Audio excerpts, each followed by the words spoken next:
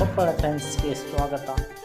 ನಮ್ಮ ಕೊಪ್ಪಳ ಟೈಮ್ಸ್ ಚಾನಲನ್ನು ಸಬ್ಸ್ಕ್ರೈಬ್ ಮಾಡಿ ಮತ್ತು ಬೆಲ್ ಐಕನ್ ಕ್ಲಿಕ್ ಮಾಡಿ. ನಾವು ಮಾಡುವ ವಿಡಿಯೋ ನಿಮಗೆ ಬರುತ್ತದೆ.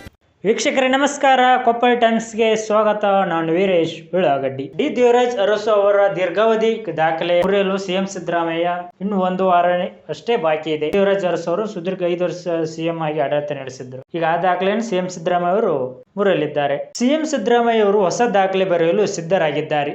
ರಾಜ್ಯದಲ್ಲಿ ಆಡಳಿತ ನಡೆಸಿದ ದೀರ್ಘಾವಧಿ ಮುಖ್ಯಮಂತ್ರಿ ಎಂಬ ಹಿರಿಮೆಗೆ ಮುಂದಿನ ವಾರ ಸಿಎಂ ಸಿದ್ದರಾಮಯ್ಯ ಅವರು ಪಾತ್ರ. 5 ವರ್ಷಕ್ಕಿಂತ ಹೆಚ್ಚು ಅವಧಿಗೆ ಮುಖ್ಯಮಂತ್ರಿ ಆಗಿದ್ದವರು 5 ಜನ ಮಾತ್ರ.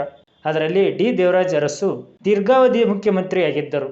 ಈ ದಾಖಲೆಯನ್ನು ಮುಖ್ಯಮಂತ್ರಿ ಸಿದ್ದರಾಮಯ್ಯ ಅವರು 2026 ಜನವರಿ 7ರಂದು ಮುರಿಯಲಿದ್ದಾರೆ. ಡಿ ದೇವರಾಜ್ ಅರಸು 7 ವರ್ಷ 239 ದಿನ ಮುಖ್ಯಮಂತ್ರಿಯಾಗಿದ್ದರು. ಸಿದ್ದರಾಮಯ್ಯ 1 ವರ್ಷ 1 ಪೂರ್ಣ ಅವಧಿ ಸಿಎಂ ಆಗಿ ಈಗ 2ನೇ ಅವಧಿಗೆ 2.5 ವರ್ಷ ಪೂರೈಸಿದ್ದಾರೆ.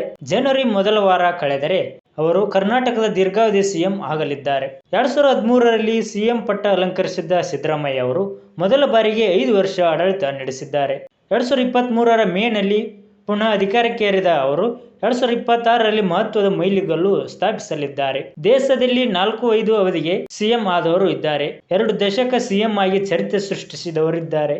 ಆದರೆ ಕರ್ನಾಟಕದ ಮಟ್ಟಿಗೆ ಈ ಅವಕಾಶ ಸಿಕ್ಕಿರುವುದು ಬಲು ಅಪರೂಪವಾದ ಸಂಗತಿ. ಅಹಿಂದ ಸಮೀಕರಣಕ್ಕೆ ಪುಷ್ಟಿ ನೀಡಿ ಪುಟಿದೆದ್ದ ಮುಖ್ಯಮಂತ್ರಿ, ರಾಜ್ಯದ ಉದ್ದಗಲಕ್ಕೂ ಅಭಿಮಾನಿಗಳನ್ನು ಸೃಷ್ಟಿಸಿಕೊಂಡು ಬೆಳೆದು ನಿಂತವರು. ಲೋಕದಳ ಪಕ್ಷದಿಂದ ರಾಜಕೀಯ ಜೀವನ ಆರಂಭಿಸಿ ಬಳಿಕ ಜನತಾದಳ ಮಿಂಡಿ ನೆಲೆ ಕಂಡುಕೊಂಡವರು. ಆ ಪಕ್ಷದಿಂದ ಗೆದ್ದು ಡಿಸಿಎಂ ಆಗಿದ್ದರು. 2006ರಲ್ಲಿ ಕಾಂಗ್ರೆಸ್ ಸೇರಿ ವಿರೋಧ ಪಕ್ಷದ ನಾಯಕರಾಗಿದ್ದರು. ಸಿದ್ದರಾಮಯ್ಯ ದೀರ್ಘಾವಧಿ ಸಿಎಂ ಎಂದು ದಾಖಲೆ ಬರೆಯುವ ದಿನ ಅವರ ಅಭಿಮಾನಿಗಳು ರಾಜ್ಯದ ಉದ್ದಗಲಕ್ಕೂ ವಿವಿಧ ಕಾರ್ಯಕ್ರಮ ಆಯೋಜಿಸಲಿದ್ದಾರೆ.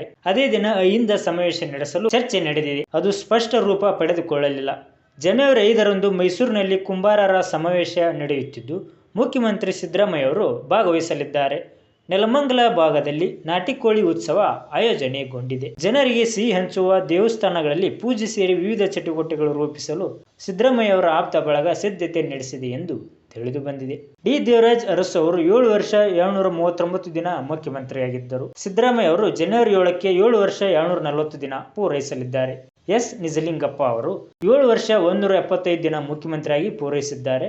ರಾಮಕೃಷ್ಣ ಹೆಗಡೆ ಅವರು 5 ವರ್ಷ 212 ದಿನ ಮುಖ್ಯಮಂತ್ರಿಯಾಗಿ ಪೂರೈಸಿದ್ದಾರೆ. BS ಯಡಿಯೂರಪ್ಪ 5 ವರ್ಷ 82 ದಿನ ಮುಖ್ಯಮಂತ್ರಿಯಾಗಿ ಕಾರ್ಯನಿರ್ವಹಿಸಿದ್ದಾರೆ. ಕೊಪ್ಪಳ ಟೈಮ್ಸ್ ಚಾನಲ್ ಅನ್ನು ಸಬ್ಸ್ಕ್ರೈಬ್ ಮಾಡಿ ಮತ್ತು ಬೆಲ್ ಐಕನ್ ಕ್ಲಿಕ್ ಮಾಡಿ. ನಾವು ಮಾಡೋ ವಿಡಿಯೋಗಳು ನಿಮಗೆ ನೋಟಿಫಿಕೇಶನ್ ಮೂಲಕ ಬರುತ್ತವೆ.